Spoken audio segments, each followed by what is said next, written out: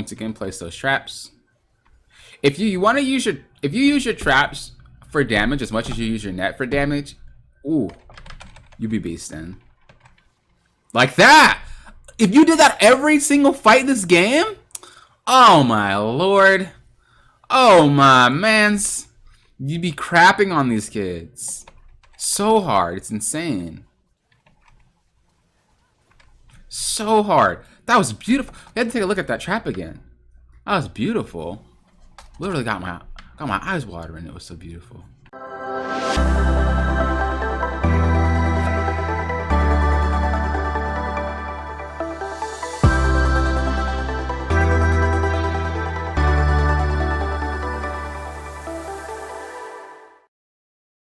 Welcome back everyone to The Coach Approach. It's your coach, Buck the Black Baker, and today we're going to be looking at a Caitlyn, the silver Caitlyn game. I chose this game because this KD was pretty even, so to speak, and I want to know if there was anything in particular that we could have done to change not only the outcome of the game, but just change the fact that we were even.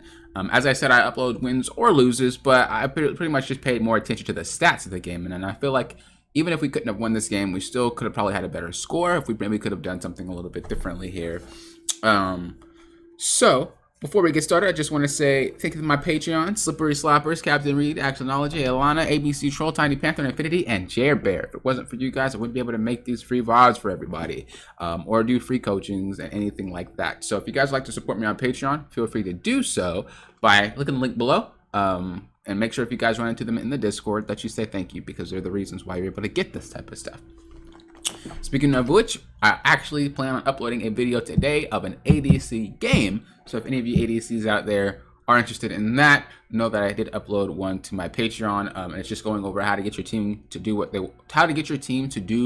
what you want them to do, as well as going over forcing objectives and rotations. So if that's something that you guys think you need some help in, go ahead and check that out. Now, without further ado, let's get started.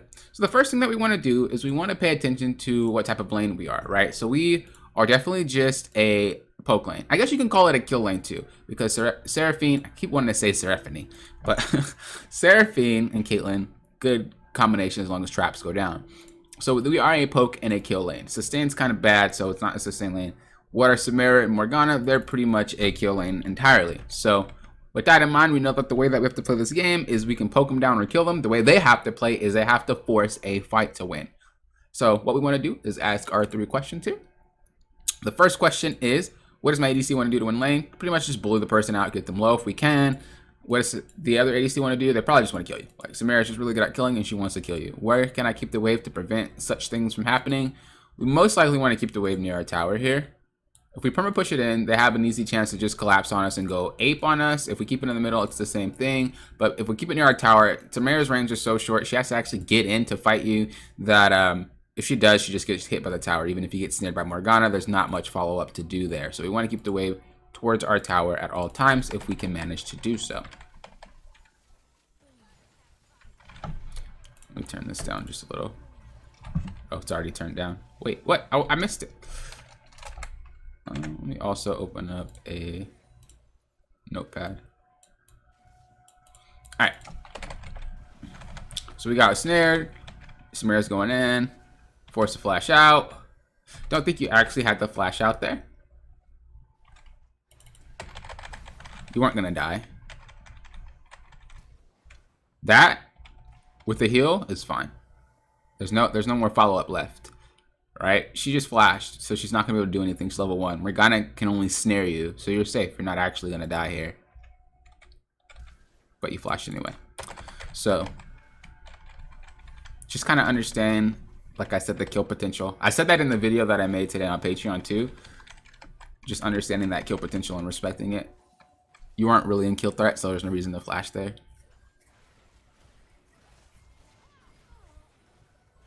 Ooh, nice. Alright, and that's why I said we want to keep the wave more towards our tower, so that if she does land a snare on you, you don't actually get hit for it. And you can also still bully and poke and zone from the safety of under your tower. So, very important for us to understand these type of lanes and to really play to them. Because I'm pretty sure that because you're playing Caitlyn, all you're thinking is like, I want to bully, I want to push in. And playing the champ does not dictate how you play the lane. right? Playing the lane dictates how you play the champ. So you need to understand that whole point entirely. All right, so we're back here doing our thing. This is better. Oh, we started pushing. Ping Udyr back. This is not gonna work. If this shit works, I'm retiring. Holy fucking moly. That is sad. That is so sad. Looks like I'm not coaching ever again. No, look, this just shouldn't have happened. You see him coming? You don't need to throw a long range fucking snare.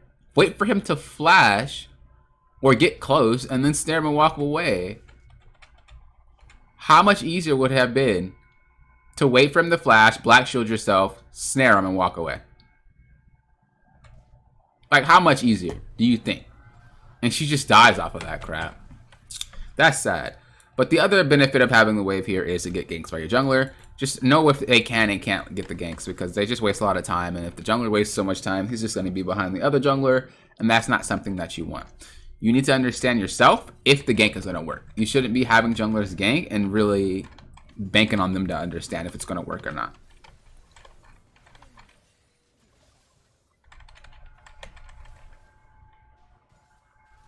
So I'm actually going to write that particular thing down. Before, alright, if you notice the jungler coming to gank your lane, before the gank goes off, make sure he can actually do something. So if you really have it to the point where it's like, this gank is definitely going to work. The wave set up, everything, it's fine. Let it go. But if you really feel like there's no way in hell you're going to even get to this kill, we have no kill potential because they're too far away, or not, we don't have any CC right now, like, ping them back so they don't waste your time. Because they're not only wasting time sitting here, but if they do run into this lane, they're basically messing up the minion waves. And if any minions die while he's there, he's stealing your EXP. So not only are you wasting his time, he's taking your EXP, and he's effing up your wave, right? We don't really need all that crap to happen. So if you just ping them back when you think, oh, it's not gonna work. Even if it is, but you in your mind think it's not gonna work, ping them back. If it's not gonna work in your head, then it's not gonna work at all.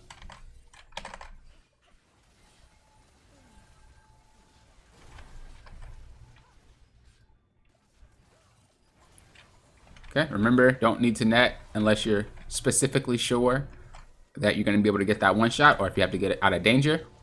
Really pay attention to what these champions have left to get to you or left to kill you with, because if we go back, once again, we already seen that there's no way for her to actually do anything to you. So right here. I like these traps too. These pre-planned traps. Alright. So right here, she already used her dash. There's no reason for you to net right now. But you net anyway. And that could have been saved. Because what if Master G just randomly shows up right now? Right? So, once again, when we talk, this game was before we even met yesterday. Was it? Yes, it was yesterday. Yeah. This game is actually before we met, so I know you know now that we talked about this stuff. And you can see, like I said, exactly why it's important. Because also you can use your net to then gap close and get closer to finish off a target. You don't really need to use it to get that extra damage if you know it's not going to kill. That net is beautiful. You want to make sure you cherish it as much as possible. Okay, that's a type of gank we want to ping back, because it's not going to work. And now we're kind of just following when we don't need to. This looks like it's going to go to hell. We don't have our Lux. Force to flash out. Okay. Ooh, good juke. You can actually kill him. Don't be afraid, yeah.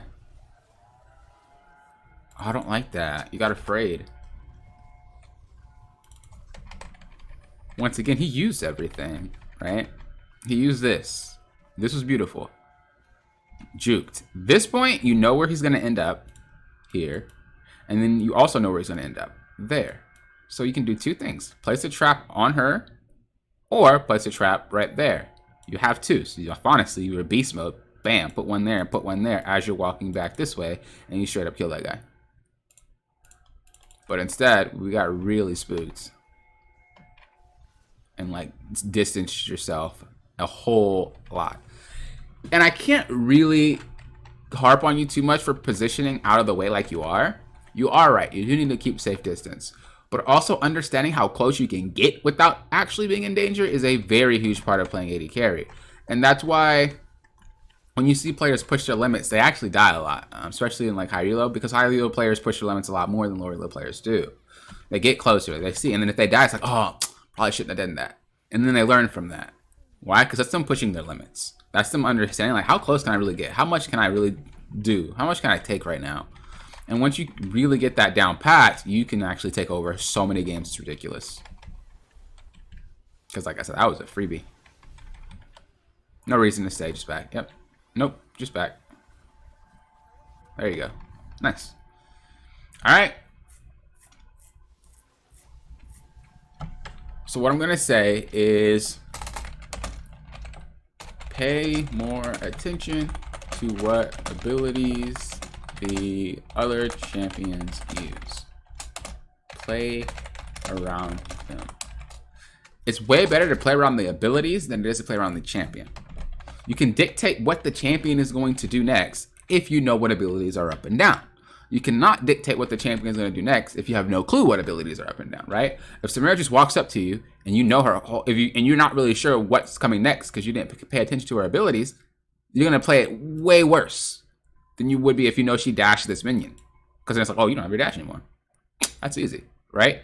So really, really pay more attention to that. Play around these abilities way more often. And I guarantee you, you will stomp these players. Guaranteed, without a doubt. And it is hard. Obviously, it's not an easy thing to do, but it's just something to think about.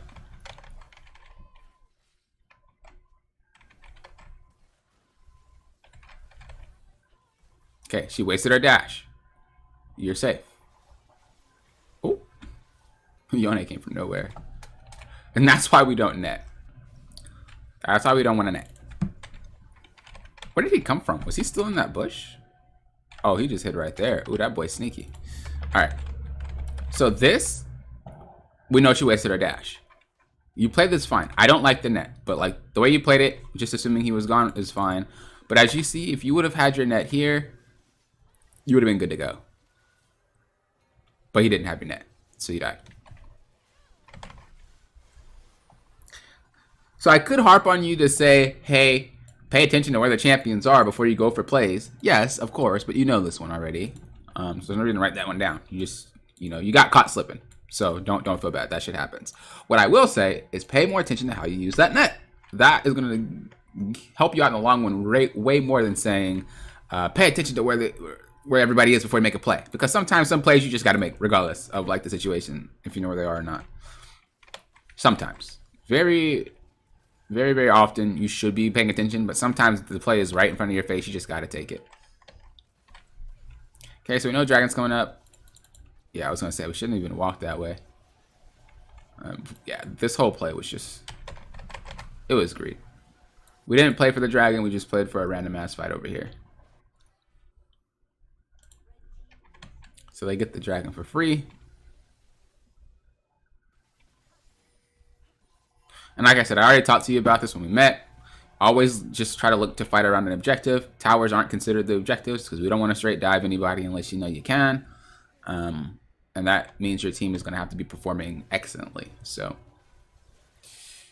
if anything, we just fight around the barons, the rifts, and the dragons. The blue buffs too, the scuttles, the red buffs, stuff like that.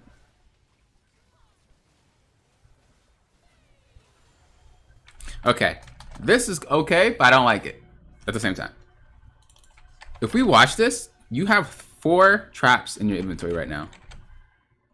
Actually, I'm sorry. You have 3, right? No, you have 4. What the fuck? What does the numbers mean down here? Oh, that's the cooldown. I am trolling. No, it's not, because that says 1 second. What the fuck? What is that? That is new. I don't remember seeing those. This is the number you have. You have 4 traps. I don't know what this is, though. 531. Oh, is that what you have your buttons on? No. Oh, that's how many points you have. Holy crap, I'm slow.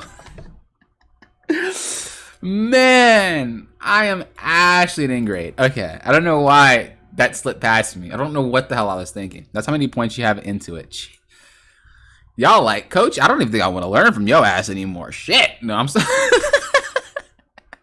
Dude, there's so much going on this season. I don't like, I'm hit with a big whammy. But yeah, you have 4, right? You have 4 traps right now.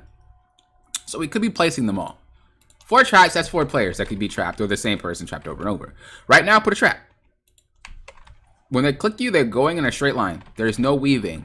So you can put a trap. Instead of netting, put a trap. Put a trap. Put a trap. Put a trap. Put a trap. Put a trap.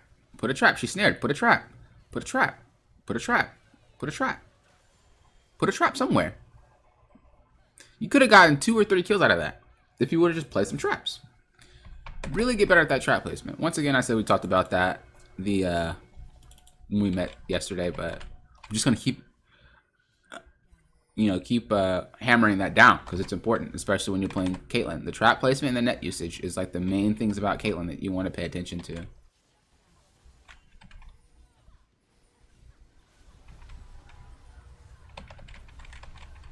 Okay, that one went a little bit too quick. Hold on, let me look at that again. Okay, so we know that they're probably coming from this way, right? Did we have that information before this fight even started? What in the world? Okay. Oh, wrong person. Yeah, we have the information. They're coming from here. We see Yone and we see Samara. So this assumes that if anybody else is coming, they're probably coming from this area. Or where Yone is coming from. So this means if they're coming from that way, we want to stand in the pit so we can net ourselves over. Or we want to run this way so that we can only have to deal with Yone. Pre-plan yourself. Understand what's happening next. How can I play the next few seconds? Because this is how it's going to play out in my head.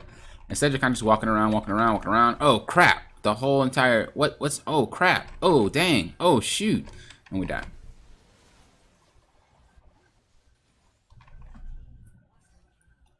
Master Yi is fucking stupid. I feel like all of these champs are dumb. There's not one champ in this game where it's like, man, you're not stupid. Except Udyr. Udyr is so bad. See, that champ's so bad he can't be stupid, you know? He's fast! So, he's useless. So look at that trap. That wasn't... I like that you decided the trap, but it could have been a better one. Where are you? Okay, look. That's not you. I keep thinking that's you. Alright. So you get smacked up. It's fine. You flash out. Trap right now. If she chases you, she's going this way. So if you put a trap right here, she's fucked. Right? Did she go this way, though? I don't remember. I didn't really watch heavily. Yeah, she does. So you could have trapped her right there and got some more damage onto her. Right here, we know Master Yi is going to Q. And if he Qs, he's going to land on her.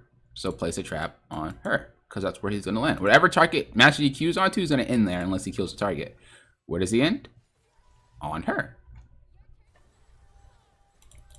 Once again, place those traps.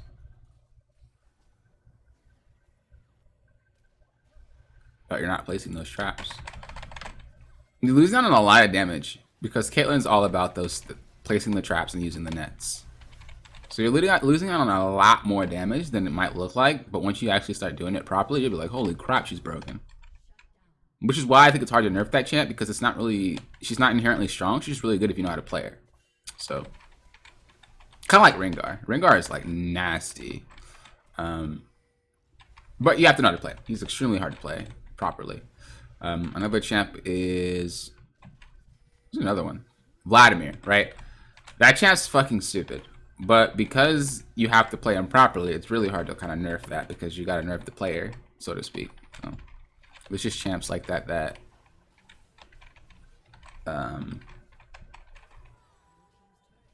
have the potential to be strong, but they just aren't outright strong. And Caitlyn's one of them.